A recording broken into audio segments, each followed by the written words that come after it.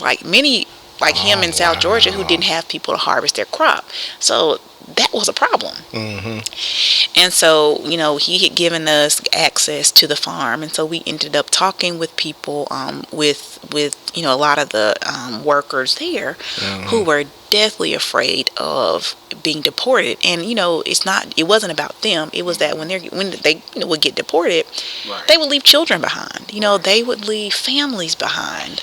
And so just to think about families kind of being separated, that was kind of the gist of that story. And so it ended up winning an AP award, but it contained both audio, some photography, and just a lot of like written storytelling. But it was a really interesting, probably one of the most interesting things I'd ever been able to see up close and personal. Because you be getting to the nitty gritty of stuff. Yeah, you got to get to the nitty gritty. When you do your research, you go into the deep. You have to. And it's like, and the story. It's like, do you be feeling like sad or some of the stuff that you be like embarking on the things that you hear and that story made me really sad. That you ask questions for to get your research from, and that story made me really sad. But then I also find that I am always just so intrigued by how people live and like how people cope. Like we know how we live because we're used to it, But I've always been interested in how do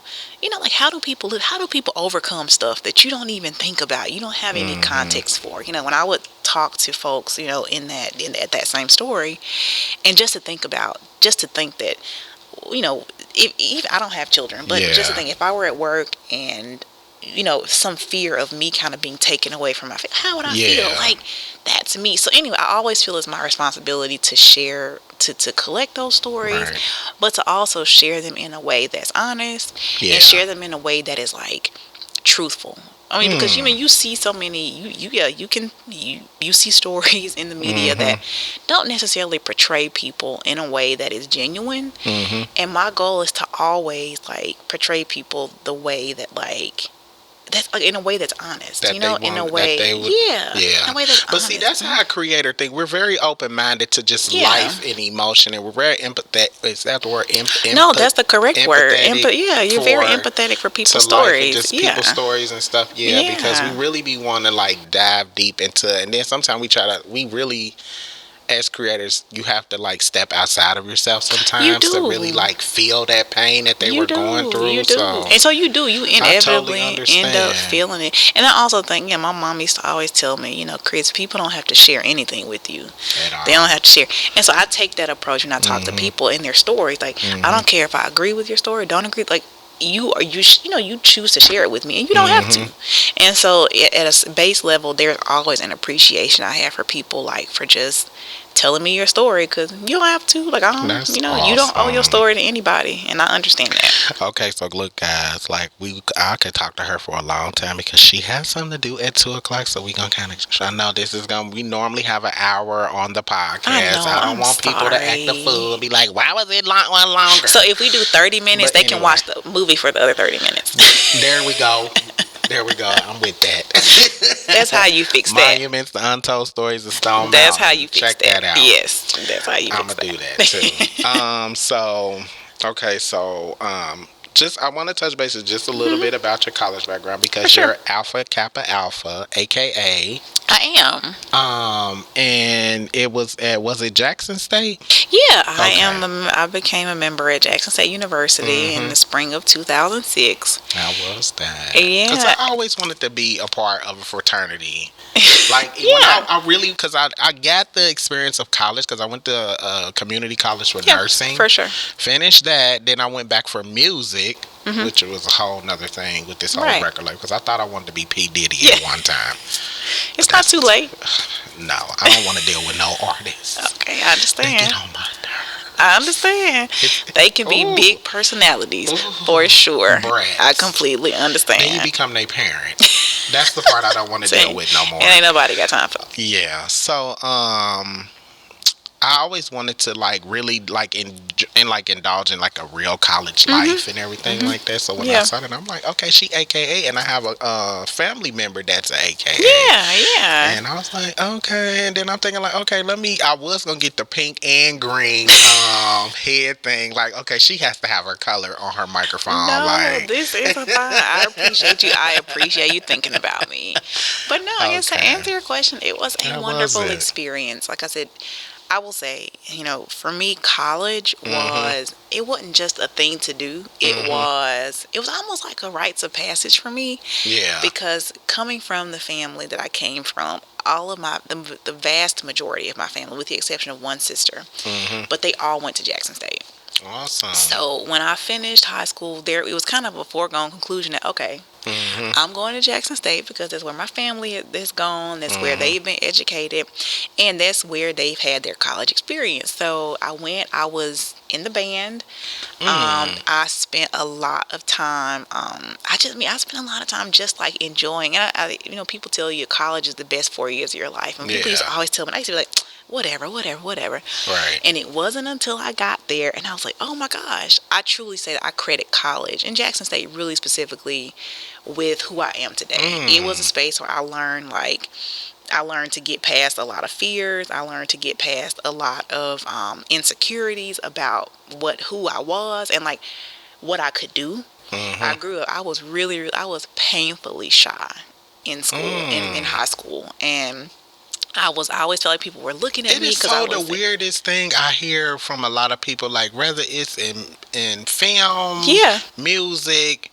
Most creators are really shy. I was painfully like, I'm shy. Yeah. Like, and it's crazy because I love doing this. Like, this is my newfound passion, and I'm just full head on with this. Absolutely. Like, it would have been like 4-5 cameras in here, but I was like, I ain't got time for all that with Christian today. Like, we just gonna do one camera and call it a day. And I appreciate that because, and that's why I'm behind the camera, because being in front of the camera was never really my thing. Me neither.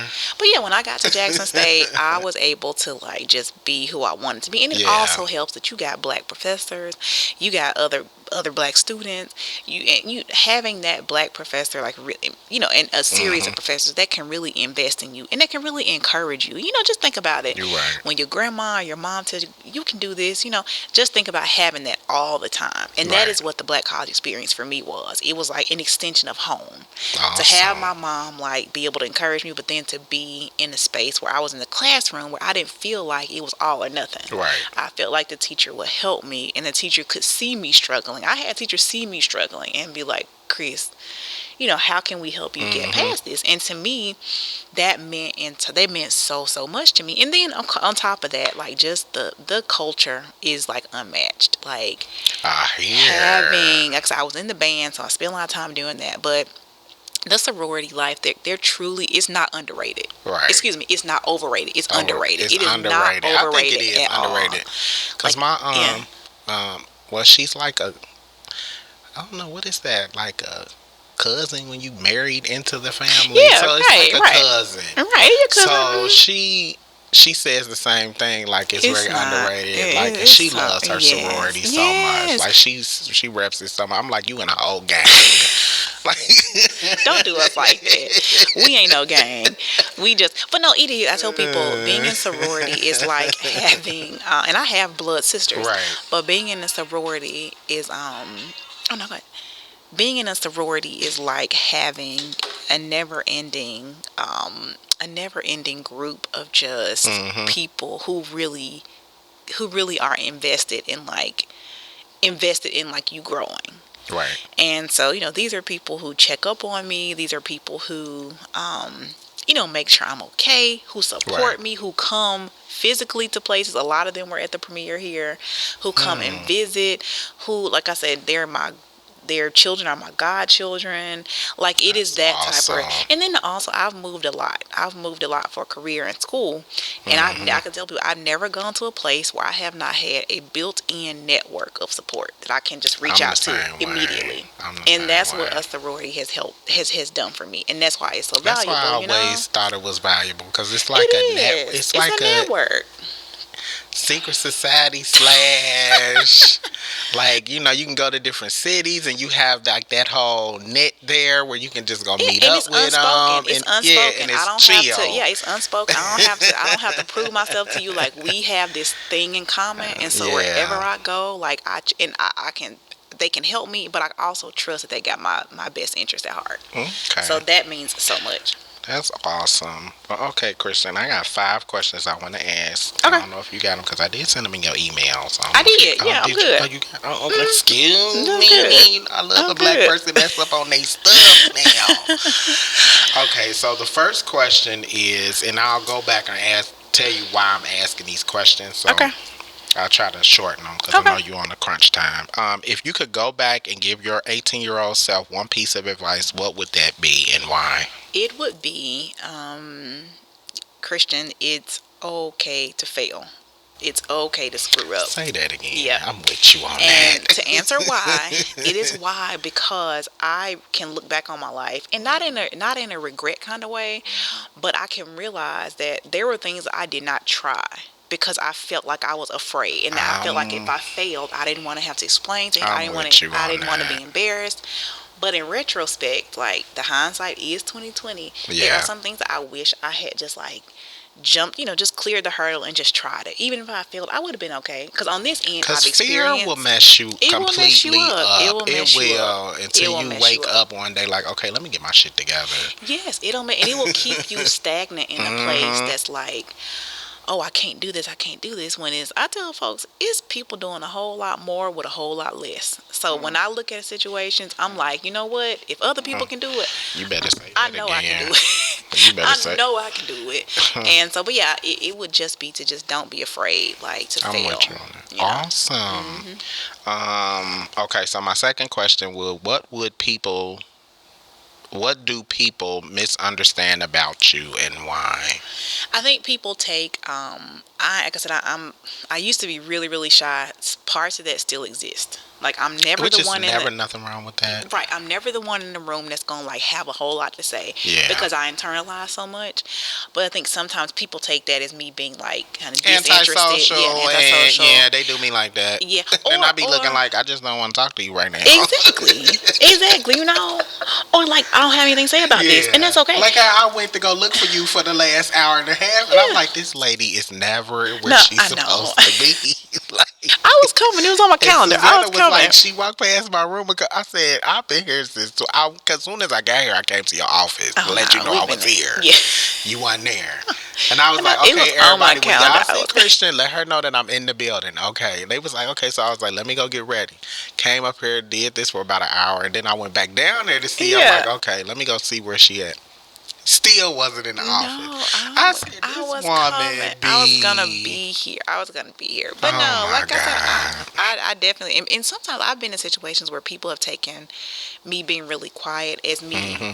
not having knowledge about something. Right. And see, that's a big mistake. Like, don't ever underestimate that. Like, yeah, I know a lot about a lot, but I'm also very intentional about I'm intentional about kind of what I say and how You I have to articulate it. be. You You have have to to be. be. And That's so, the smart yeah, thing to do. yeah. So, That's awesome.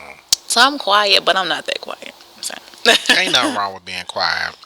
Okay, so this third question is, what are the 3 movies you recommend to the audience and why, and what's your favorite movie?